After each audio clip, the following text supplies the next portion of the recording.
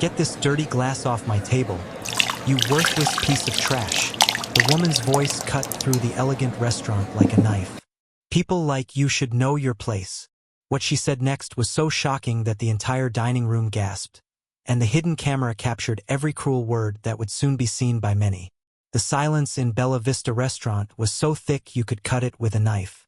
Every single person in the fancy dining room had stopped eating. Every fork was frozen halfway to mouths. Every conversation had died mid-sentence. All eyes were glued to table 7, where something terrible was happening. Marcus Williams stood perfectly still, his black waiter uniform soaked with red wine and soup. The liquid dripped from his face onto the expensive marble floor. His hands trembled as he held an empty silver tray, his dark eyes filled with a mixture of shock and deep hurt that made everyone watching feel uncomfortable. At table 7 sat 3 people who looked like they had more money than most people could dream of. The woman wore diamonds that sparkled like stars, and her dress probably cost more than Marcus made in 3 months. The 2 men with her had gold watches that caught the restaurant's soft lighting. But right now, their faces showed something ugly, something that made them look smaller than the poorest person in the room. "Maybe next time you'll learn to be more careful," the woman said, her voice dripping with meanness. "People like you should know your place." Those words hung in the air like poison. Marcus felt every person in the restaurant staring at him. Some faces showed anger at what they had just witnessed. Others showed pity. A few showed fear, as if they were afraid to get involved. But Marcus felt completely alone, standing there in his stained uniform, trying to figure out what had just happened to his life. The woman reached into her purse and pulled out a $1 bill. She placed it on the table with a loud slap that echoed through the quiet restaurant. "Here's your tip," she said with a cruel smile. "Though honestly, after that performance, you don't deserve anything." Marcus stared at the crumpled dollar bill. After 3 hours of serving these people, bringing them their expensive meals, refilling their glasses, and being polite even when they were rude, this was what his work was worth to them. $1. And the humiliation that came with it. But Marcus didn't know that someone in the restaurant was recording everything. Hidden in the corner booth, a young woman named Sarah Chan had her phone pointed directly at table 7. Her hands shook as she captured every cruel word, every mean expression, every second of Marcus's humiliation. She had started recording when she saw the rich people being rude to Marcus earlier, but she never expected to capture something this shocking. Marcus took a deep breath and tried to clean the liquid from his face with his sleeve. His supervisor, Mr. Rodriguez, hurried over with a towel, his face red with embarrassment and anger. But before he could say anything, Marcus held up his hand. "It's okay, Mr. Rodriguez," Marcus said quietly. His voice was steady, but everyone could hear the hurt underneath. "I'll clean this up." "No, Marcus, this isn't right," Mr. Rodriguez whispered, loud enough for nearby tables to hear. "These people can't treat you like this." The rich woman laughed, a sound like breaking glass. "Oh, please. He spilled food all over our table. If anything, we should be asking for our meal to be free. The service here is terrible." But that wasn't what had really happened, and several people in the restaurant knew it. Mrs. Patterson, an elderly lady at table 3, had seen everything clearly. She watched the whole thing unfold and knew the truth. Marcus hadn't spilled anything. The woman had deliberately knocked over her wine glass and thrown her soup when Marcus politely asked if everything was okay with their meal. Mrs. Patterson started to stand up, her walker scraping against the floor. She was about to say something when her daughter grabbed her arm. "Mom, don't get involved," her daughter whispered. "Those people look like they could cause trouble." But Mrs. Patterson had lived through too much in her 85 years to stay quiet when she saw something wrong. She had seen this kind of cruelty before, and she knew what it could do to a person's spirit. Meanwhile, Sarah in the corner booth was still recording. Her heart pounded as she realized she had captured something that people needed to see. She had watched Marcus work for the past hour, and she had never seen a more professional, kind waiter. He had helped an elderly man read the menu when he forgot his glasses. He had brought extra napkins to a family with young children without being asked. He had smiled and been patient even when the rich people at table 7 were clearly being difficult. Marcus began picking up the pieces of broken glass from the floor. Each piece seemed to cut deeper than his hands. It cut into his dignity, his hope, his belief that hard work and kindness mattered in this world. He had been working at Bella Vista for 2 years, saving every penny he could to pay for community college classes. He dreamed of becoming a teacher someday, someone who could make a difference in children's lives. The rich woman watched Marcus clean up the mess she had created, and her smile grew even crueler.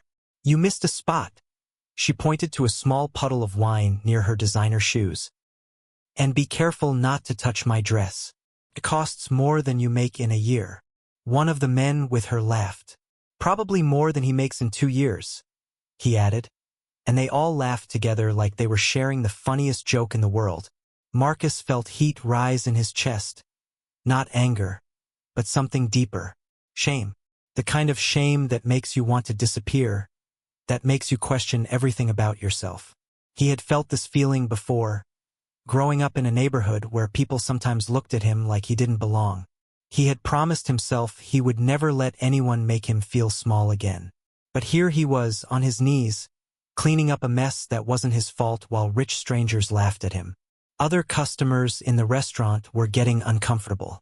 Some were whispering to each other, clearly upset by what they were seeing. A young couple at table 5 looked like they wanted to say something but weren't sure what to do.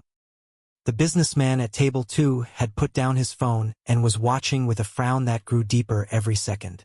But the rich people at table 7 weren't finished. The woman leaned forward as Marcus cleaned near her feet. "You know," she said in a voice loud enough for half the restaurant to hear, "this is exactly why some people never get anywhere in life. No work ethic, no attention to detail, no class." Her words hit Marcus like a physical blow. He had been working since he was 14 years old. He had 2 jobs, this one and a morning job at a coffee shop, just to pay for his tiny apartment and save for school. He studied late into the night after his shifts, often falling asleep over his textbooks. He sent money to his grandmother every month, even when it meant eating ramen noodles for dinner again. Marcus stood up slowly, the broken glass and dirty napkins in his hands. For a moment, he looked directly at the woman who had just destroyed his dignity in front of a room full of strangers. His eyes weren't angry. They were sad, disappointed, like he had lost faith in something important. "Is there anything else I can get for you?" he asked quietly, his voice professional despite everything. The woman smirked and glanced at her companions. "Actually, yes. We'll have 3 dessert menus. And make sure they're clean this time. We don't want your fingerprints all over them." Marcus nodded and turned to walk away. But as he did, something else happened that changed everything. The woman's friend, the younger man who had been quiet most of the evening, suddenly stood up. His face had gone pale, and his hands were shaking. "Donna, stop," he said, his voice barely above a whisper. The woman, Donna, turned to look at him with surprise. "What did you say, Kevin?" "I said stop." Kevin's voice was getting stronger. "This is wrong. What you're doing is wrong." The entire restaurant seemed to hold its breath. Marcus stopped walking and turned around. Sarah in the corner booth adjusted her phone to make sure she was still recording. Mrs. Patterson gripped her walker tighter, waiting to see what would happen next. Donna's face twisted with anger. "Kevin, sit down. Don't embarrass me." But Kevin was looking at Marcus now, and there were tears in his eyes. "I know you," he said to Marcus, his voice breaking. "You don't remember me, but I know you." Marcus stared back, confused. The young man looked familiar, but he couldn't place him. Kevin took a shaky breath. "Lincoln Elementary School. 3rd grade. You were the only kid who would sit with me at lunch when everyone else called me weird because I wore the same clothes every day. You shared your sandwich with me when I didn't have lunch money. The restaurant was so quiet you could hear people breathing." Donna's mouth fell open. The older man at their table looked uncomfortable and started checking his watch. "You probably don't remember," Kevin continued, "but you told me that clothes don't make a person good or bad. You said what matters is how you treat people. You were 8 years old. and you taught me the most important lesson of my life. Marcus's eyes widened as the memory came flooding back. Kevin Morrison. The quiet kid with the second-hand clothes and no lunch money. Marcus remembered him clearly now. Remembered how the other kids picked on him. Remembered sharing his peanut butter sandwiches. Remembered walking with Kevin to the library during recess when he didn't want to play on the playground. Kevin? Marcus whispered. Kevin nodded, tears now streaming down his face. I never forgot what you did for me, and I never forgot what you taught me about treating people with kindness. He looked around at Donna and the older man, his voice getting stronger. Which is why I can't sit here and watch this happen. Donna grabbed Kevin's arm. Kevin, you're being ridiculous. Sit down right now or what? Kevin pulled his arm free. You'll humiliate me too? You'll throw food at me? You'll tell everyone I don't know my place. The older man finally spoke up, his voice nervous. Kevin, maybe we should just pay the bill and leave. We don't want to cause a scene. We already caused a scene, Uncle Richard, Kevin said, his voice now carrying across the entire restaurant. We caused a scene when we decided to treat another human being like garbage. We caused a scene when we decided that having money means we can destroy someone's dignity. Sarah in the corner booth could barely believe what she was recording. This was turning into something much bigger than she had expected. She made sure her phone was still capturing everything, knowing that people needed to see this. Kevin walked over to Marcus, who was still holding the dirty napkins and broken glass. Marcus, I am so sorry. I should have stopped this the moment it started. I was a coward, and I'm ashamed of myself. Marcus looked into Kevin's eyes and saw the 8-year-old boy who used to eat half his sandwich in the school cafeteria. Kevin, you don't need to apologize for what other people did. Yes, I do, Kevin said firmly, because I was part of it. I sat there and let it happen. That makes me just as guilty as they are. Kevin reached into his wallet and pulled out several $100 bills. He placed them on Marcus's tray, but Marcus shook his head. Kevin, I can't take your money. That's not what this is about. Please, Kevin said, let me do something right tonight. You shared your lunch with me when you had so little to give. Now let me share what I have with you. Donna had been watching this exchange with growing anger and embarrassment. People at other tables were staring at her, and she could feel their judgment. Her face was red with fury. Kevin, if you don't sit down right now, you can find your own way home, she hissed. Kevin looked back at her, and for the first time that evening, he seemed completely calm. You know what, Donna? I think that's the best offer you've made all night. He turned back to Marcus. I'm going to call you tomorrow, and we're going to talk about how I can help make this right. But right now, I need to leave before I say something to these people that I'll regret. Kevin started walking toward the door, but he stopped and turned around one more time. Marcus, he called out, his voice carrying to every corner of the restaurant. You're still the best person I know. Don't let anyone make you forget that. And then he was gone, leaving Donna and the older man sitting alone at table 7 with a room full of people staring at them. The silence that followed was different from before. It wasn't the shocked silence of people who had witnessed cruelty. It was the tense silence of people who were angry and waiting to see what would happen next. Donna looked around the restaurant and realized that every single person was looking at her with disgust. The elderly woman with the walker was glaring at her. The young couple was whispering and pointing. Even the businessman had his phone out now, though she couldn't tell if he was recording or just taking notes. She grabbed her purse and stood up quickly. Richard, we're leaving. Now. But as she stood up, she knocked over the water glass that Marcus had just refilled, sending water cascading across the table and onto the floor. It was a small accident, the kind that happens to everyone, but after what she had just put Marcus through, it felt like cosmic justice. Marcus looked at the new mess and then at Donna. For the first time that evening, he almost smiled. Don't worry about it, he said kindly. Accidents happen. Let me clean that up for you.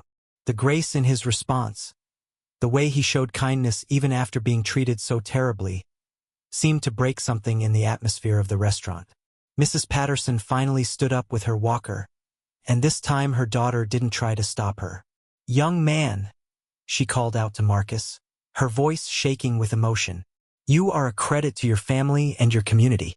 The way you handled yourself tonight shows more class and dignity than those people could ever buy with all their money."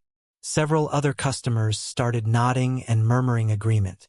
The young couple at table 5 stood up and started clapping. Within seconds, the entire restaurant erupted in applause for Marcus, while Donna and Richard hurried toward the door, their faces red with embarrassment. But as they reached the door, Donna turned around one last time.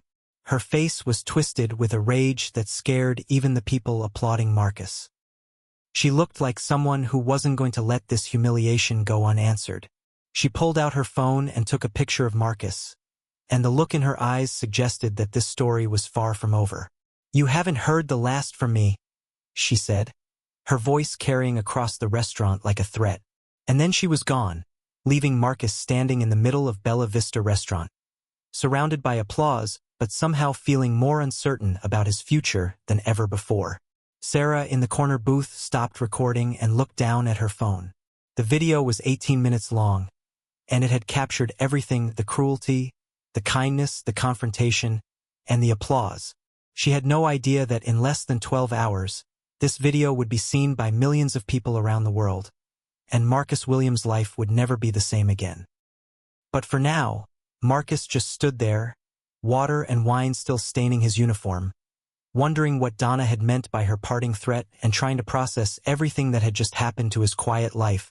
Marcus Williams woke up at 5:30 a.m. to the sound of his phone buzzing like an angry bee. He groaned and rolled over in his tiny apartment, expecting to see his usual alarm. Instead, his phone screen showed 17 missed calls, 43 text messages, and notifications from apps he didn't even remember having. His heart jumped. Something was wrong. Very wrong. The first text message was from his coworker, Jenny. "Marcus, are you okay? Call me now." The second was from his neighbor, Mrs. Garcia. "Mijo, there are people with cameras outside the building. What's happening?" The third made his blood run cold. It was from his grandmother. "Baby, I'm seeing you on the news. Are you hurt? Call me right away." Marcus sat up so fast he got dizzy. The news? What news? He opened his phone's internet browser with shaking fingers and typed his own name into the search bar. The results made him feel like he was falling through the floor. Viral video. Black waiter humiliated by rich customers sparks outrage. Racist attack. Restaurant worker abused while cameras roll. Hero waiter. Man's dignity shines through cruel treatment. Marcus clicked on the first link, and there he was on his phone screen, standing in Bella Vista Restaurant with wine and soup dripping from his uniform. The video had been posted on social media at 2:17 a.m. by someone called it Saracen Reports, and it already had 2.3 million views. 2.3 million people had watched the worst moment of his life. Marcus felt sick to his stomach. He watched the video, seeing himself from a stranger's perspective. He watched Donna throw the soup at him. He watched her cruel words. He watched Kevin's emotional confession. And he watched his own face, the hurt, the dignity, the quiet strength he hadn't even known he was showing. The comments under the video were coming in so fast they were just a blur. Some made him want to cry with gratitude. "This man has more class than those rich bullies will ever have. Someone find this waiter so we can show him some love. I'm crying watching this. What a beautiful soul." But others made him want to hide under his bed forever. Why didn't he stand up for himself? This is staged. No one would just stand there like that. Poor guy. His life is probably ruined now. Marcus's phone rang, making him jump. The caller ID showed a number he didn't recognize with a 555 area code. "Hello?" he answered nervously. "Is this Marcus Williams, the waiter from the viral video?" The voice was professional, businesslike. Who is this?" "This is Janet Morrison from Channel 7 News. We'd like to interview you about what happened last night. Can you meet us at the restaurant in an hour?" Marcus hung up without answering. Immediately, the phone rang again. Different number, different reporter, same question. He turned off his phone and sat in his dark apartment, trying to figure out what was happening to his life. Meanwhile, Across the city in a luxury penthouse, Donna Blackwood was having her own morning crisis. She stood in her marble kitchen, still in her silk robe, screaming at her phone. "I don't care how much it costs," she yelled at whoever was on the other end. "I want that video taken down now." Her husband Richard sat at their granite breakfast counter, reading news articles on his tablet with a face that looked like he'd swallowed something sour. "Donna," he said quietly, "you need to see this." He turned his tablet toward her. The headline read, "Wealthy socialite identified. Donna Blackwood caught on camera in restaurant abuse." Below was her picture, the same picture that appeared in the society pages when she went tea. Except now, instead of being praised for her donations, people were calling her names that made her face burn with rage. "They can't do this," she shrieked. "This is invasion of privacy. This is slander." Richard kept reading. "Donna, it gets worse. They found out about the charity scandal from 2 years ago, and the lawsuit with your former housekeeper, and the incident at the country club." Donna felt like the walls were closing in around her. All the things she had thought were buried, all the time she had used her money and connections to make problems go away, they were all coming back at once. Her phone buzzed with a text from her best friend Caroline. "Donna, I'm so sorry, but I can't be seen with you right now. The country club is asking questions about your membership. Call me when this blows over." One by one, her friends were abandoning her. The people who had laughed at her cruel jokes, who had joined her in looking down on service workers and anyone they considered beneath them. They were all running away now that the spotlight was on them. Back at Bella Vista Restaurant, the scene was chaos. News vans lined the street. Reporters with microphones stood in front of the building, talking to cameras. Customers who had been there the night before were being interviewed on the sidewalk. Mr. Rodriguez, the restaurant manager, stood inside looking overwhelmed. His phone hadn't stopped ringing since 6 a.m.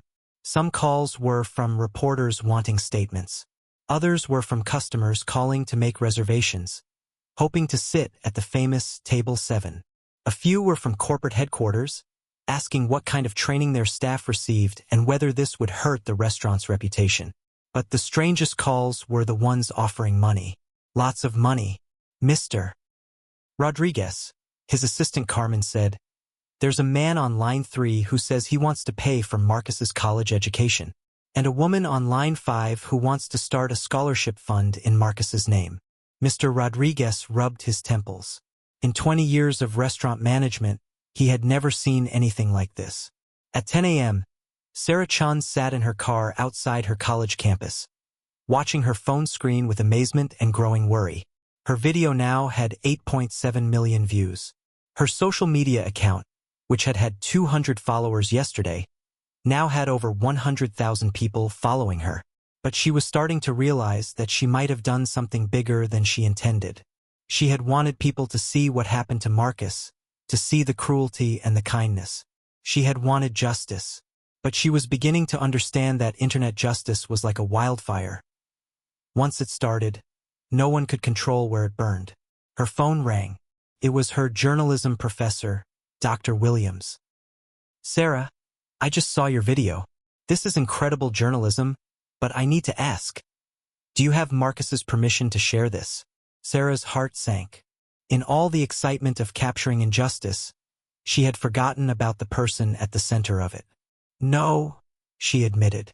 "I couldn't find him last night, and I thought people needed to see what happened right away."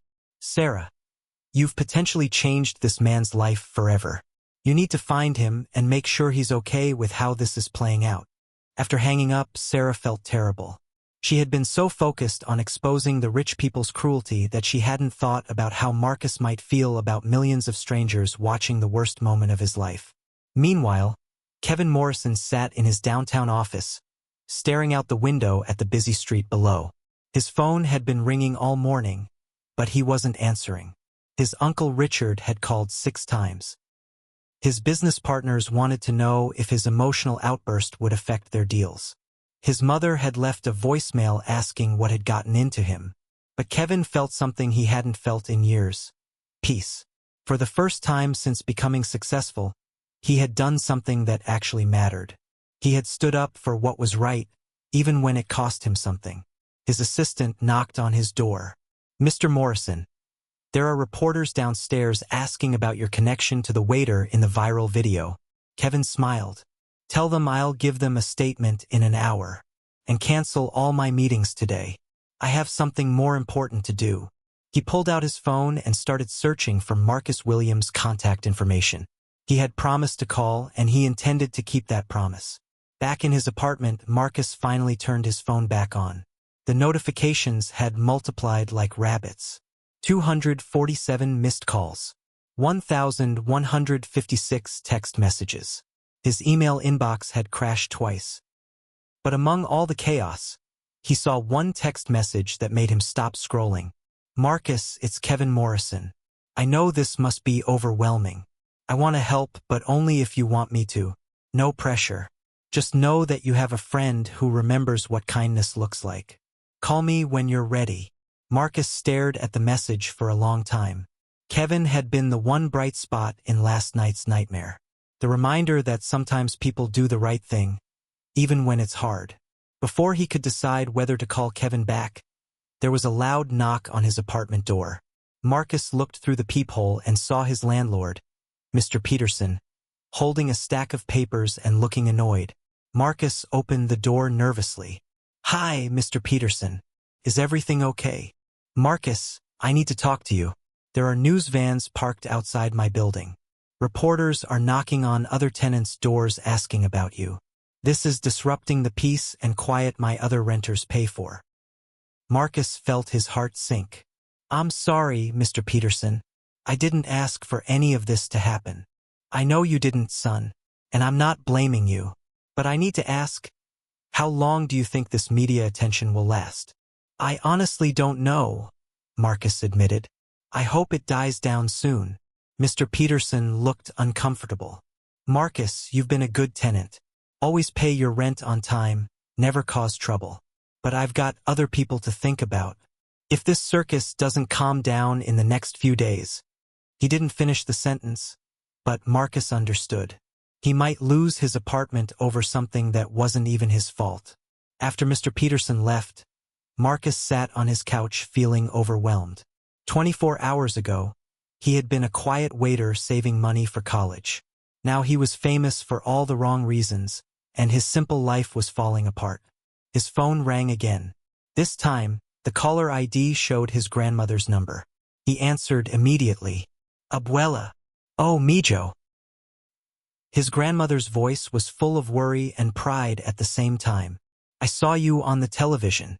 All the ladies at the senior center are talking about my grandson. Is that good or bad?" Marcus asked, afraid of the answer. "It's good, baby. They're saying how proud they are of how you handled yourself. How you showed those mean people what real class looks like. But I'm worried about you. Are you eating? Are you safe?" Marcus felt tears in his eyes. "I'm okay, abuela. "It's just a lot. I know, Mijo. But remember what I always told you. Sometimes God puts us in difficult places to show the world what love looks like. Maybe this happened for a reason." After talking to his grandmother, Marcus felt a little stronger. Maybe she was right. Maybe there was a reason this was happening. He decided to call Kevin back.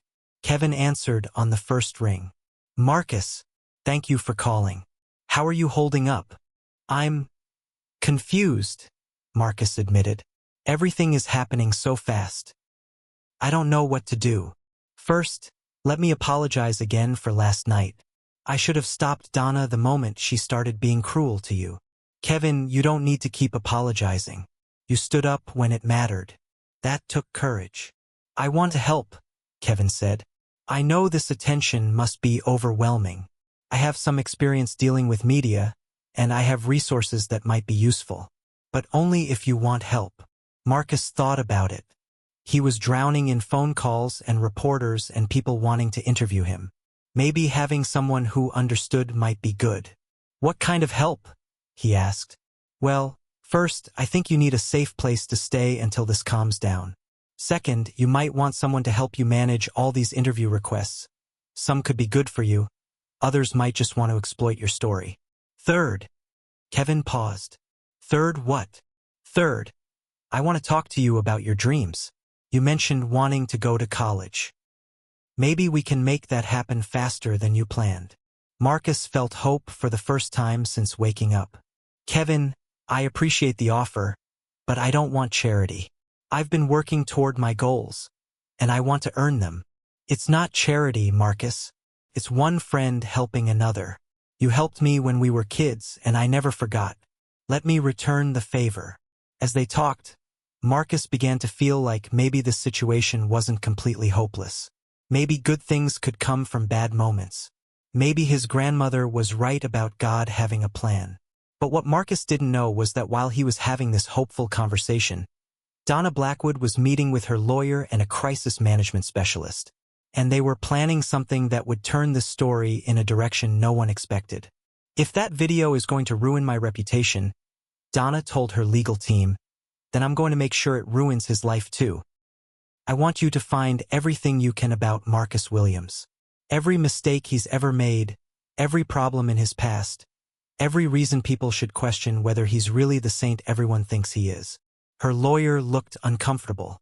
Mrs. Blackwood, that could backfire. Public sympathy is strongly on his side right now. Donna's eyes were cold as ice.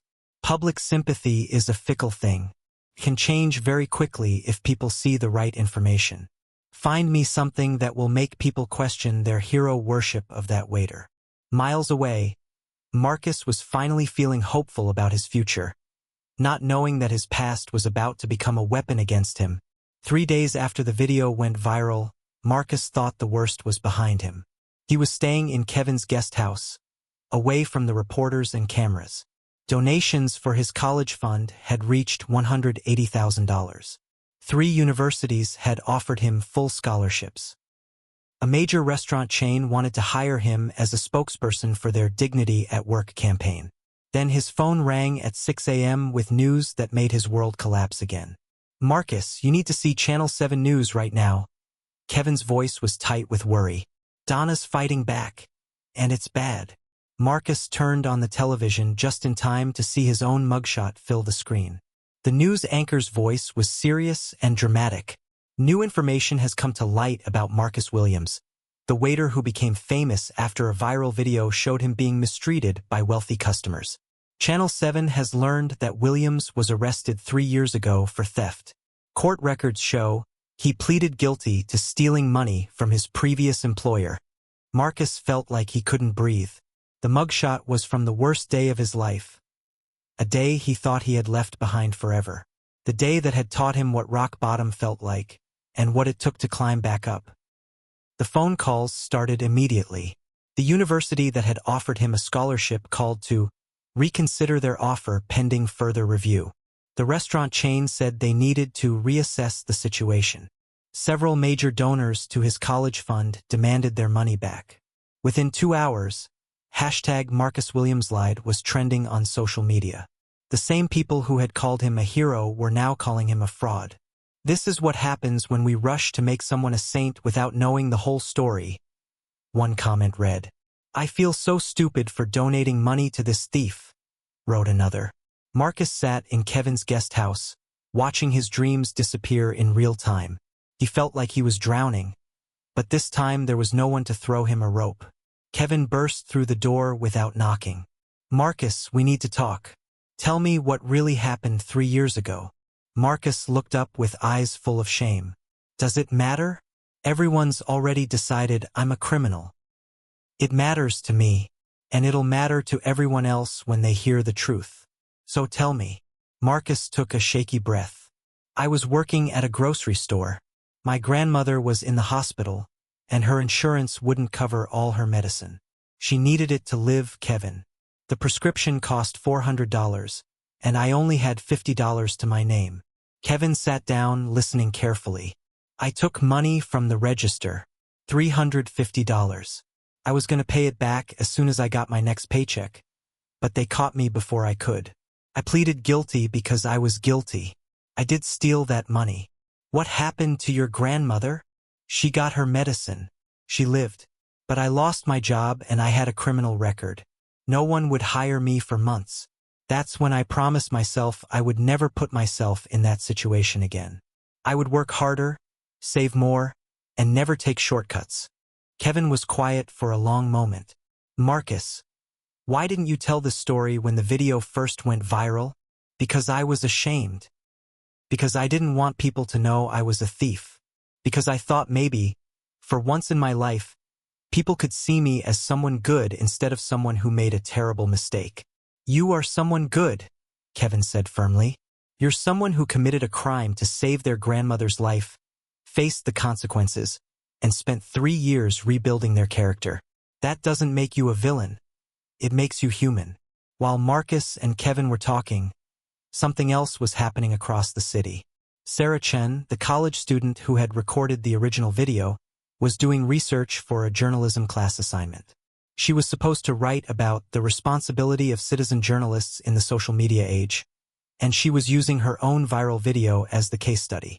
As she dug deeper into the story, she discovered something that made her blood run cold. Donna Blackwood hadn't just been having a bad night at the restaurant. Sarah found police reports, court documents, and news articles going back 5 years.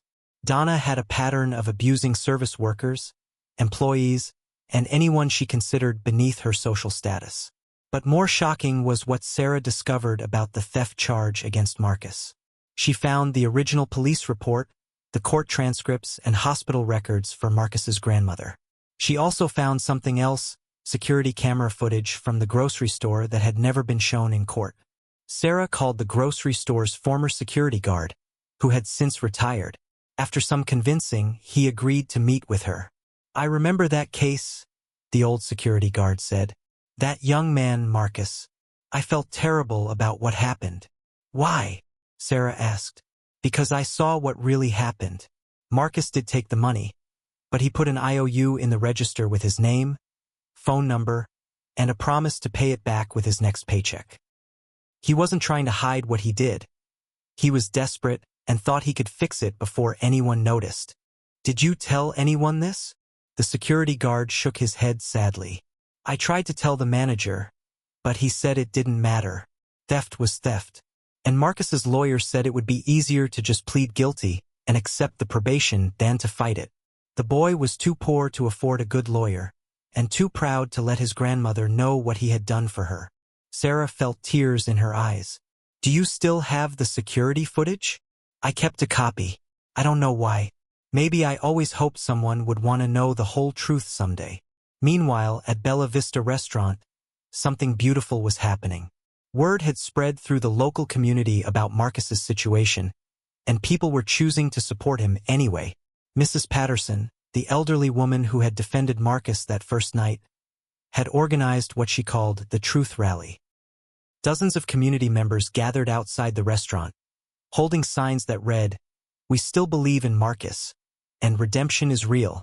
This young man made a mistake to save his grandmother's life," Mrs. Patterson told the local news cameras. Then he spent 3 years proving he was better than his worst moment. That's not a scandal. That's a success story. Dr. Williams from the community college where Marcus had been taking night classes spoke to the crowd. I've had Marcus in 3 of my classes. He's one of the most dedicated students I've ever taught. He would stay after class to help other students, and he never missed an assignment despite working 2 jobs. His past doesn't define him, his character does. Even some of Marcus's customers from Bella Vista came forward. A young mother with 3 children spoke tearfully about how Marcus had helped her when her kids were being difficult in the restaurant. He brought my youngest son crayons and paper when he was crying, she said. He didn't have to do that. He was just kind. That's who Marcus really is. Back in her penthouse, Donna Blackwood watched the news coverage of the Truth Rally with growing fury. Her plan to destroy Marcus was backfiring. Instead of turning people against him, it was making them support him even more. Her phone rang. It was her lawyer. Donna, we have a problem. Someone has been digging into your past, and they've found some things that could be very damaging if they come to light. What kind of things? The lawsuit from your former housekeeper. The incident at the charity gala where you publicly humiliated a server. The complaint filed by your daughter's teacher about your threatening behavior. And now there are rumors that someone has security footage from that grocery store that might make Marcus look sympathetic. Donna felt panic rising in her chest. Can't you stop it? I'm afraid not. And Donna, there's something else. Your husband Richard called. He's filing for divorce. He says he can't be married to someone who would try to destroy a young man's life just to save her own reputation. For the first time since this whole situation began, Donna felt truly afraid. She had been so focused on destroying Marcus that she hadn't noticed her own world falling apart. That evening, Sarah Chin posted a new video. This one was different from her first viral video. It was longer, more carefully made, and it told the whole story. She showed the security footage from the grocery store. She read from Marcus's grandmother's medical records. She interviewed the security guard, the community college professor, and several of Marcus's customers. She also showed documents proving Donna's pattern of abusive behavior toward service workers. But most importantly, she interviewed Marcus himself. I did steal that money, Marcus said, looking directly into the camera. I'm not proud of it, and I'm not making excuses for it. But my grandmother was dying, and I was 19 years old and scared. I made a choice that I thought would save her life, and I was prepared to face the consequences. He paused, gathering his thoughts. What I learned from that experience is that our worst moments don't have to define us. I spent 3 years working to become someone better. I went back to school, I worked 2 jobs, I volunteered in my community. I tried every day to be the kind of person my grandmother would be proud of. Marcus looked sad but determined. I understand if they think I don't deserve a second chance. But I hope they'll remember that all of us are more than the worst thing we've ever done. The response to Sarah's second video was immediate and overwhelming. #SecondChancesMatter began trending. The donations to Marcus's college fund, which had dropped to $30,000, shot back up to over $300,000. The university that had withdrawn their scholarship offer called to reinstate it. But the most surprising response came from an unexpected source. Kevin Morrison's uncle Richard called a press conference the next morning. Standing outside his law office, looking tired and older than his years, he made a statement that shocked everyone. I want to publicly apologize to Marcus Williams, Richard said. I was at that restaurant 3 nights ago, and I sat silently while my companion treated another human being with cruelty. I was a coward, and I'm ashamed of my behavior. He looked directly into the cameras. Marcus Williams made a mistake 3 years ago, but he faced the consequences and worked to become better. I made a mistake 3 nights ago, and I'm just now finding the courage to face the consequences. That tells you everything you need to know about which one of us has real character. Richard announced that his law firm was establishing a scholarship fund for students from low-income families who had overcome difficult circumstances. We're calling it the Second Chances Scholarship, and Marcus Williams will be our first recipient if he'll accept it. That afternoon, something even more remarkable happened.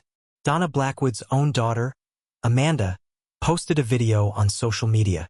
I need to talk about my mother, Amanda said, her voice shaking. Donna Blackwood is my mom, and I love her, but I can't stay silent about what she's done. Not just to Marcus Williams, but to so many people over the years. Amanda, who was a social worker in another city, had been estranged from her mother for 2 years. My mom uses her money and social status to hurt people who can't fight back. She's done it my whole life, and I've been too afraid to speak up. But watching what she tried to do to Marcus Williams made me realize that my silence makes me part of the problem. She looked directly into the camera with tears in her eyes. Marcus, if you're watching this, I'm sorry. I'm sorry for what my mother did to you, and I'm sorry for not speaking up sooner about the kind of person she really is. Amanda announced that she was donating $50,000 of her own money to Marcus's college fund. It's not much compared to what my family has, but it's what I can do to try to make things right. The video was shared millions of times within hours. The phrase, even her own daughter, became a trending topic.